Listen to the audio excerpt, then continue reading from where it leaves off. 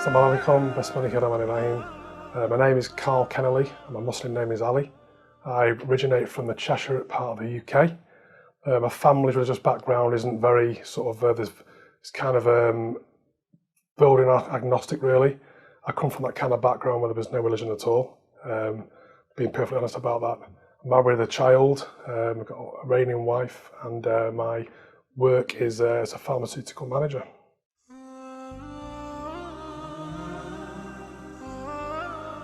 Basically, we're non-existent, I have to be honest about that also. I was brought up in kind of a Catholic background, but we didn't practice it. There was nothing to be involved at all. So basically, just up until 7 years ago, before I converted, there was nothing.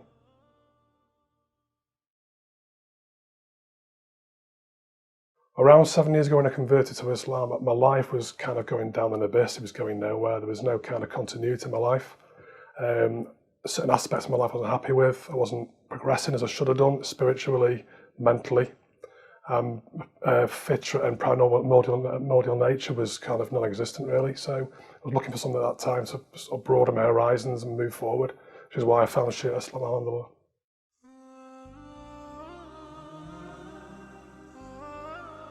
Again, quite prejudiced, very sort of ignorant really, I have to be honest about that as well. I had no idea really, I only seen what I'd seen on the news worldwide, a false perception of Shia Islam, which is completely wrong now. I'm a converted Muslim.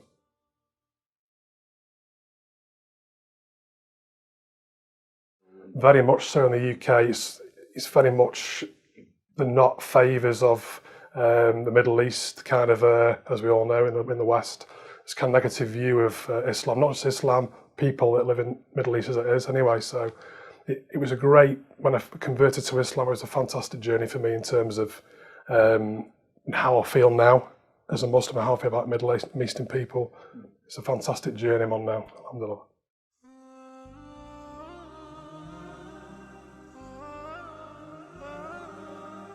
Met my wife 7 years ago. At the time of marriage, I converted to Islam. And that's when it started, and since I've not looked back. Every year's gone more and more progressive, more and more into my faith, more and more pray and du'as, more and more invocations. Basically, each day is going further and further to Islam, which I'm really happy about. Alhamdulillah, subhanallah.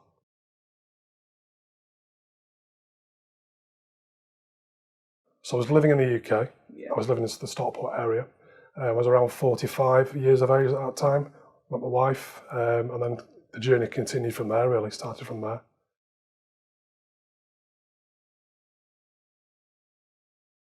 No, I kind of was drawn to it. It's very hard to explain how it happened for me. It's a very beautiful experience. I wasn't one day sort of said I'm going to be a Shia Muslim. It kind of a progression. I was pulled along by a magnet. I can only describe it as being an absolute great force. Subhanallah.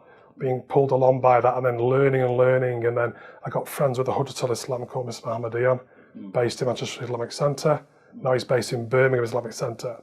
I've kept friends with him a long time and he's taught me many things. So now I know that, inshallah, I'm on the right path.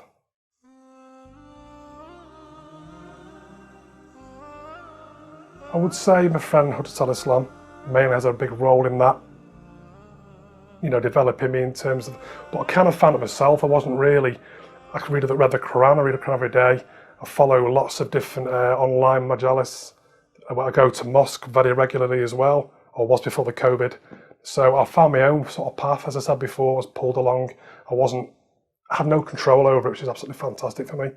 To where I am now to what I was 7 years ago, a completely different person. My life has turned from there, basically, to there. It's an unbelievable magical experience, subhanallah.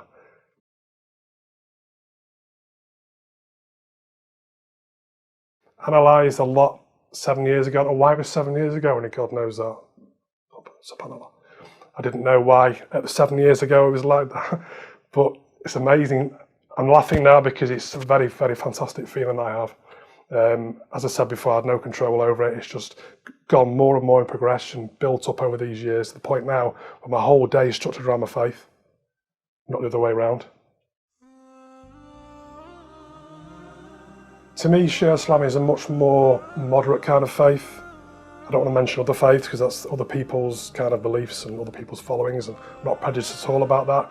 But for me, because my wife's Shia Islam as well, and my wife's family based in Tehran in Iran, their faith is Shia Islam as well. Al-Islam is a Shia Muslim as well, so it's that kind of path for me. I just follow that kind of way. I can't really explain why I did that. It just felt right for me.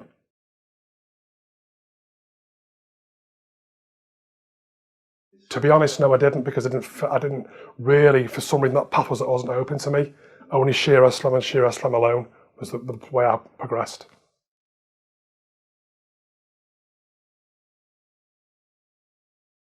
I think everything's for a reason. We're on this earth for a reason, and I don't think that it wasn't coincidence at all. It's just a case of the right place, the right time.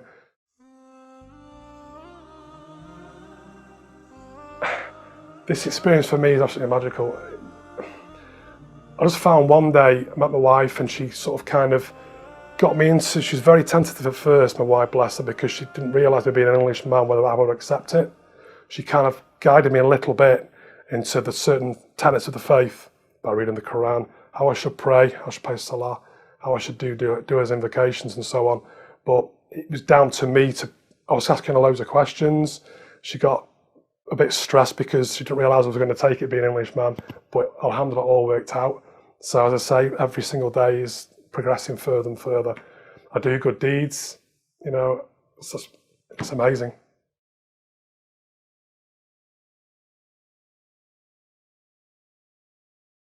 Mainly through the Quran, reading the Quran several times. I read it every single day. There's a lot of different interpretations each time I read it of each different ayahs. It's very, very, from one day it sounds different to the next. It's so unbelievable. But I think in terms of, I was going to Majalis, I was following Al-Islam, and I was also watching Sayyid Madam Madaresi and other great scholars and Sayyids online, on YouTube, and learning their take on Islam, Shia Islam, and learning so much. It just snowballed. So basically the knowledge I have now is nothing really, nothing, but it's just progression, as I said before, and learning those things off those great scholars. May Allah bless them all.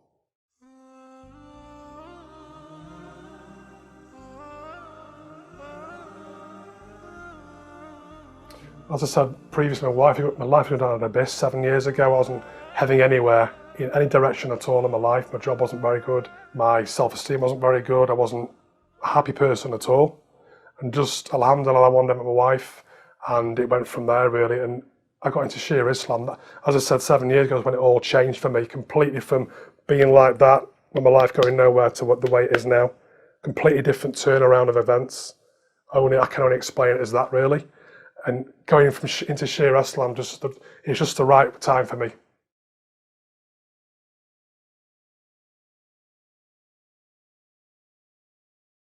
I mean, I read the Quran and I burst into tears one day, absolutely into tears, and then I did Salat and just cried all the way through Salat, and I realised that the words that are recited in Arabic in Maghrib and Isha Salah, for example, all the Salahs that I do every day, they really, really reached me, and that really made me, and especially during Azan time, being called to prayer, that was really a profound moment for me to realise, yeah, this is the way for me, this is the path for me, inshallah.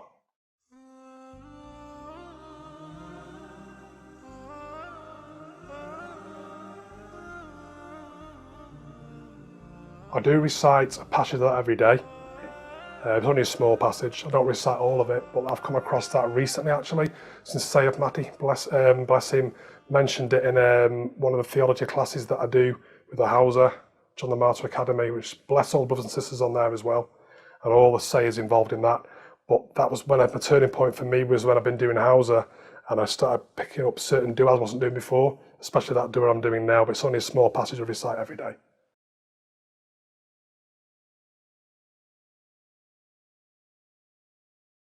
Yeah, I do that basically online. Hausa John the Martyr Academy, and that's run from April of this year. And we started off doing a pre-Hausa course, which is incorporated like theology, jurisprudence, eschatology, and so on. And then it's gone broader now into the actual Hausa, and we're doing that on a regular basis. Because Arbein now and Ashra is stopped at the moment, but it will resume again in November. But that's regular 3 or 4, 5, 6, 7 lectures per week. and it's online, and you just study on there, submit notes, and the sayers bless them, they mark them, and give us feedback.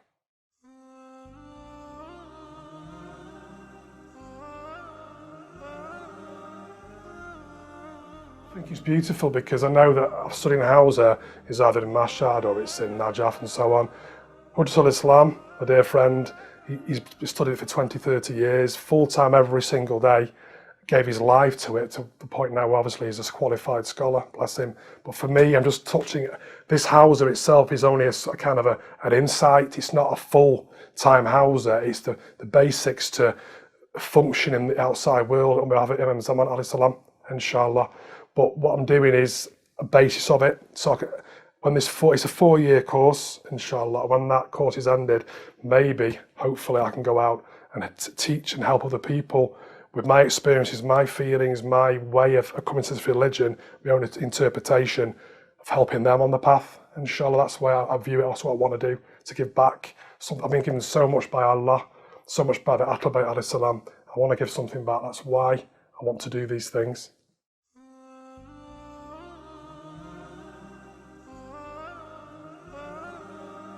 First of all, I started tentatively getting into it. I was thinking, how can I worship something I cannot see? I'm being honest about that. How can I give my trust, my complete submission to a huge being, a creator that I cannot see? It took me a while to get my head around that. But one day it just clicked. I just immersed myself fully into this. Again, I can't tell you how or why. It just happened on that particular time. I can't even say exact day or when. It just happened to the point where I just completely submit, completely give my life fully to Allah, because He created me, created all of us. We're all accountable for our actions and all accountable for the sins and transgressions we do, and also the good deeds that we do as well. So basically, yeah, that's basically what's happened for me.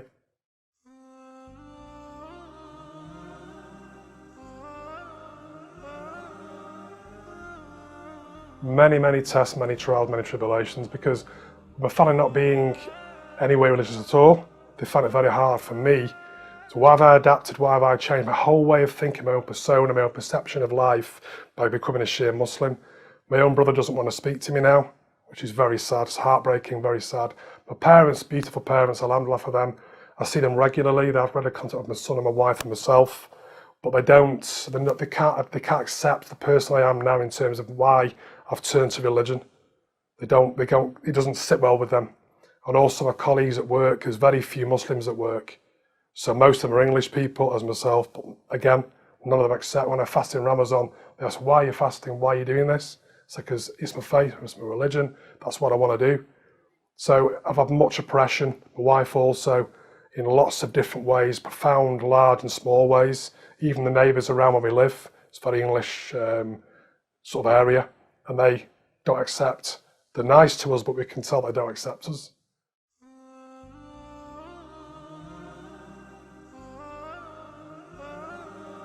It's been very debilitating, to be fair, at times. But I always know that God's always there. Ahlul Bayt is always there, alayhi salam, inshallah. So I always call on to God in difficult times, as my wife does as well. But they've been so challenging and so self-deprecating, really, at times, because the way you get spoken to a wife, wear hijab, sometimes she gets pressured for that when she's out shopping. She gets slanderous words thrown at her. I get a lot of slander thrown at me when they know that I'm doing what I'm doing.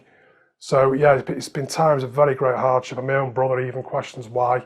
You know, he's saying to me, why are you a Shia Muslim? Why are you doing this? So, well, because it's made me, I have to say to everyone that they question me, it's made me into a much better person than I ever was. I was always a good person, but I realise now that I have much to correct about myself by turning to this faith. And since I've turned to this faith, it's given me such a broad understanding. My primordial nature and fitra has become 20/20 vision, whereas before was completely immersed and it was completely dissipated. There was nothing there.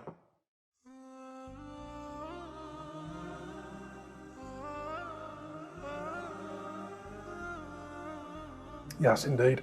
My wife, for one, obviously. Shia Islam, very supportive of me because he knows the downfalls in this country, what can happen. Also, my wife's family in Tehran, they've always been very supportive to me. They love me as I love them. They're very, very welcoming and supportive of me. And also when I've been to Majalis in my friend Hudatal's centres, always been very welcoming towards me, always helped me, always guided me and supported me, because they know how hard it can be sometimes for converts.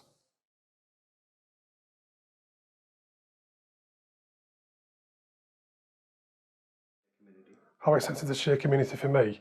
They've been very, very welcoming, so warm. I've never met such wonderful people in every way. I've not met one person that I think he's not nice or she's not a nice person. They've all been very wonderful, as you are, my brother. So they've all been very welcoming, beautiful towards me. They've taught me so much. I'm always there for them. I'd die for them, basically. I'd die for this religion now.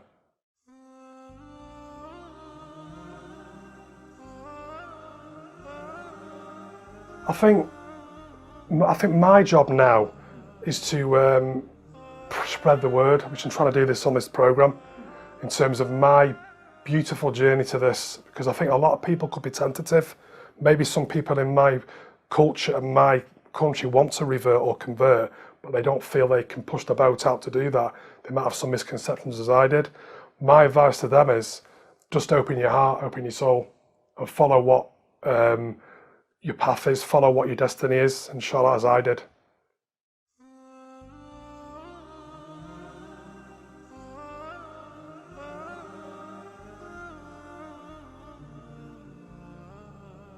Yeah, there's one point that comes to mind. Obviously, most of the majalis I've been to are all in either Farsi or Arabic. I don't speak either language. I'm endeavouring to learn these languages, inshallah, but it's been struggling at some points to try and understand. So I've been sat there in majalis trying to understand what they're saying. People have been sat next to me that speak English and sort of, explaining as they went along, as Hudatul is doing the lecture. But still, I would like to have understood it there and then. But that's kind of my failing, really, I would have thought, not learning Arabic or Farsi. But if one criticism I would have thought really was, could they do the majalis in English sometimes? A lot of I've been to haven't done that. But it works both ways, and I should learn the languages, I guess, and I should put more time in learning, speaking in English.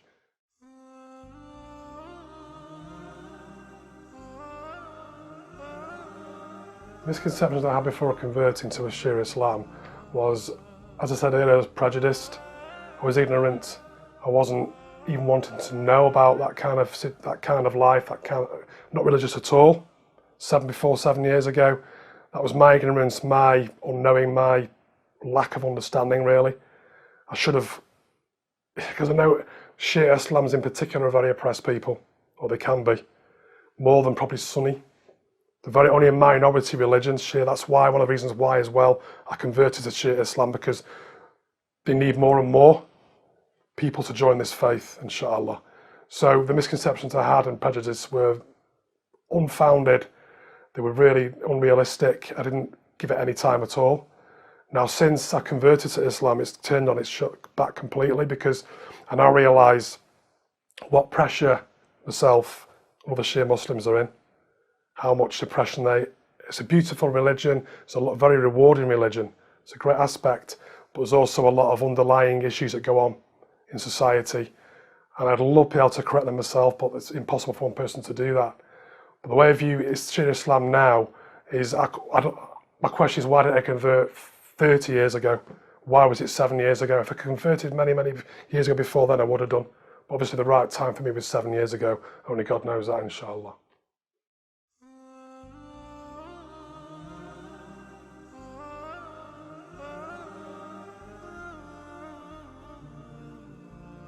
People misview and misconceive Shia Islam and all Islam as being terrorism. People I know, people I've worked with, colleagues I've had in the past, even members of my own family have viewed Shia Islam and all Islam as being terrorism. And that really didn't sit well with me. But I was thinking, yeah, they could be right. This is before I converted. But since I converted, I realised it's absolutely not the case. Nothing does it say in the Quran anywhere where God has put in the Quran anything about killing people in the name of religion. I've read it 20 times now, mashallah. And I keep reading it every day, and I know that nothing in that Quran says, this blessed Quran says those things. So where people get that mentality, I just do not know.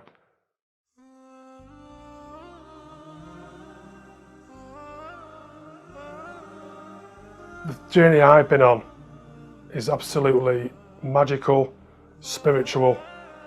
There's things I cannot explain that's happened to me during this conversion, during this 7 years that I never thought would ever happen. Just amazing feelings, spiritual feelings that I never thought I'd ever witness. And to people, my soul and fitra is wide open to all these things now. I accept everything. I submit fully to my religion and fully to God and to Al-mostabserin-The. But my advice to any brothers and sisters that's wanting to convert or feel already a born Shia, who am I to say these things, but just open your heart, open your soul, and be more receptive to what's going on around you.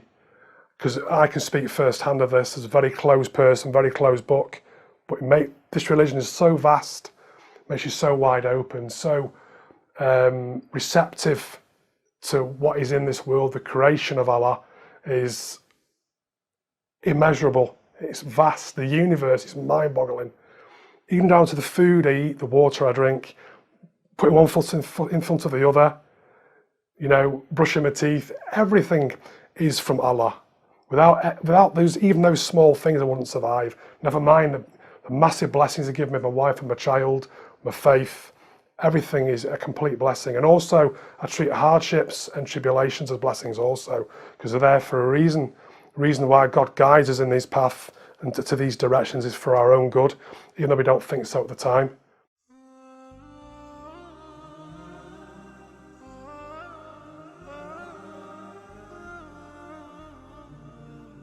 The best way to tackle a problem in your brain, if you're feeling any misconceptions or any kind of prejudged way of, you're not sure about going forward in this, just do it. Don't even think about it, because I didn't even think about it. I just got on and did it, and I've not looked back. Alhamdulillah. These 7 years have been the best of my life. I owe it all to God. I really do. But I know there's a lot of brothers out there that got a lot of knowledge from many years of study. I know that. I know a lot haven't. A lot like me and you to it. Just don't hold back. I think going to many majalis I know it's difficult during COVID, but as much online, as much on, say, if Madi Madaresi, for example, on all his brothers and his cousins, they do many on majalis online. They're worth watching. You can gain more of an insight into the religion of Islam. Also, when inshallah COVID lifts, going back to live majalis is an even better way of learning, even though, as I said, I struggle with the language. That's another way of getting involved with the community, to learn off people who have already been doing this a long time, that can guide you, as did for me. Luckily, I met Shia Islam, a very knowledgeable man, bless him. He's guided me so much. He's such a great friend of mine now. He did my marriage, and my conversion as well. So we go back 7 years now. He's such a long time, and he done a lot for my child. He blessed my child. There's many things he's done, and I owe a lot to him for guiding me. But if you can get to know someone like that, a community alim or a community hudatul, that's a very good way to get into the fold of a community that can guide you, whether you're English or whether you're whatever nationality you are, or whether you're born Muslim, doesn't matter. Just to be involved in a community is a great way to meet people, like-minded people. Because now for me, I feel less English now than I've ever done. I feel much more Middle Eastern, because I do, because my wife is Iranian, most of my family's Iranian, and mashallah. But I think the best way really is just immerse yourself into that environment, which is what I did. And all your preconceptions, you don't feel alone, even though I feel alone with other parts of my life, with colleagues and my English family, bless them. They don't see what I can see. They don't know what's ahead of the future, and I worry for that. One of my biggest endeavours I want to do hopefully in this next year, is bring my blessed parents' eyes towards his faith, if I can. They're not religious at all. I've got a mountain to climb, and inshallah God helps me to do this, but they don't believe at all. But inshallah, if I can guide them in any way to turn their eyes towards this religion, I know it's my obligation to do it. It's my duty to do this. I don't want them to go off this world one day, bless them, into the afterlife and not knowing what they should know. And I'll be questioned for that on the day of judgment. I know that as well. I'll be punished for that. I don't want that to happen. I want to do it now while they're still here, bless them, because they're beautiful parents. I can't say it enough.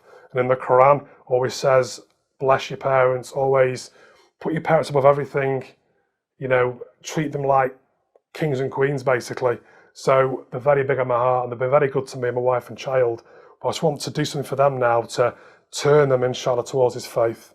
That's a big thing for me. They'll have a lot of misconceptions, they'll have a lot of prejudices, they'll have a lot of, probably more than me, set in their ways about why should I do this.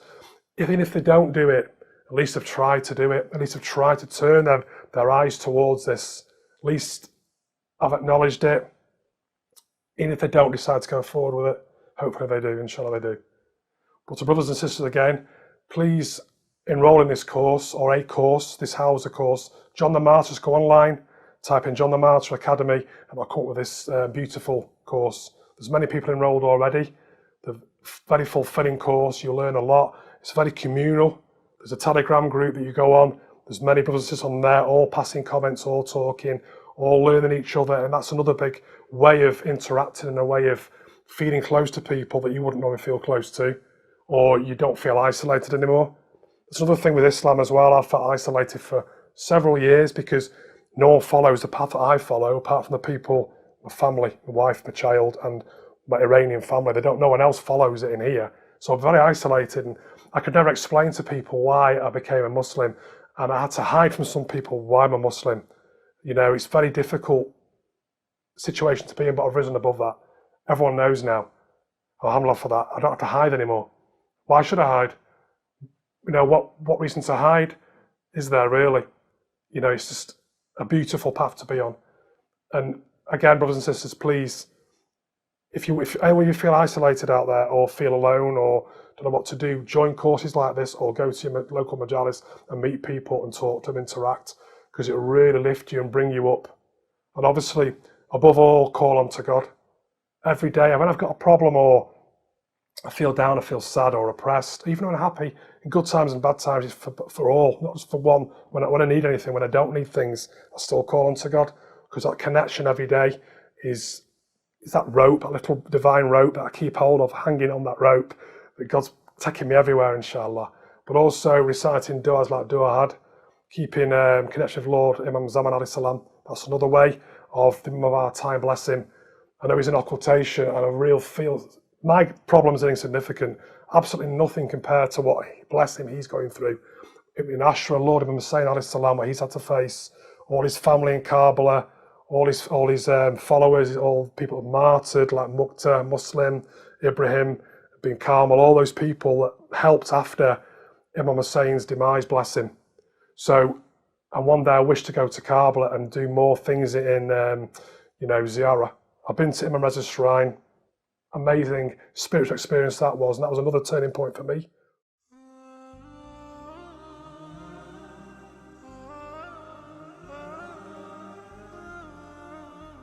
Imam Reza's shrine.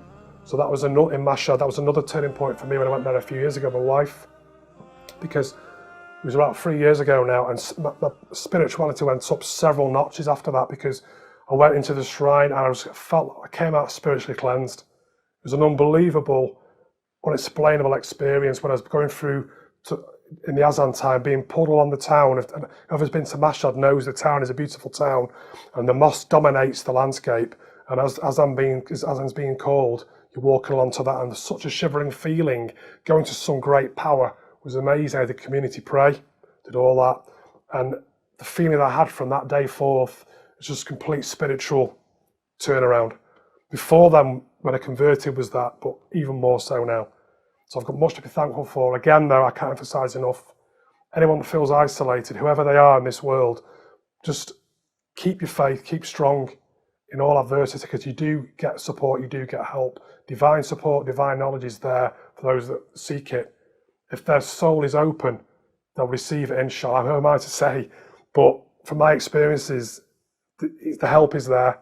You have to believe, you have to follow. But also people are there as well. There's many beautiful people in these mosques that you can go and talk to, and alims and hudatul and so on. I've always been taught, though, that all the 12 infallible imams are all one, okay? But for me, Imam Reza, alayhi salam, because he's now buried in a strange land, and I came from the UK to his majalis, to his shrine in a strange land, and I relate so much to Imam Reza, the plights he went through, I know they've all been through terrible, terrible circumstances, but for some reason, when I think of Imam Reza, I get tears in my eyes. Imam Hussein, again, they're all of them. Imam Hussein really touches me. What he went through, I can't imagine the unfathomable pain he went through on that day of Ashura, bless him. I feel emotional now talking about it because he lost his family one by one and then he's on his own in the battlefield. And if I just want to jump into that time. I know I can't wield a sword, but to give my life, to shield those arrows from him. I know it sounds stereotypical, I know many people have said that, but I feel really that I would love to have helped on that day. Anything I could do for that blessed Imam, I would do. But again, the Imam of our time, I know I'm saying more than one, but there are many that I follow. But Imam Zaman alayhi salam, he has got all of this on his shoulders in occultation. He faces all this, he must be crying constantly. And again, my problems, my wife's problems, my family problems are nothing in comparison to his. Nothing at all. Pales in significance. And I just wish, I know it sounds crazy, but when I'm talking to him, inshallah he's listening, I ask if he's being fed well, I ask if he's in safety. I know he's not in peace, bless him. I know his soul's not in peace. And I hope one day I can join his army. I know this sounds very pretentious and why should he pick me? I'm nothing. And my son as well, inshallah, my little son, Ari Hamadi, my little 10-month-old son, when he becomes a man, inshallah, he's worthy of being part of Imam Zaman's army, inshallah. That is a greatest wish of mine because I do anything I can to assist that Imam.